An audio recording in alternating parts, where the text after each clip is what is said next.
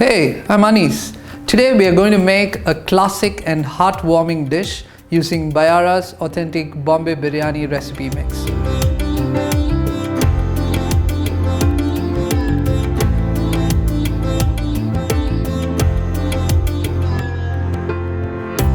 These spices are generally used in all biryanis that you make across the globe. Roast the rice a little bit just to get the flavors on the rice.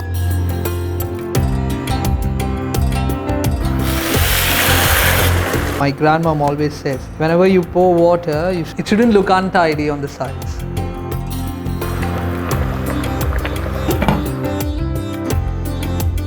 We saute the onions.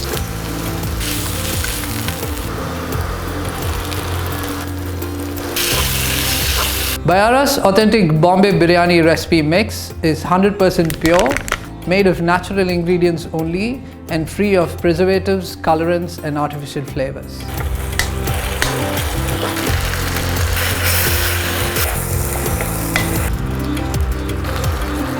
We layer the rice.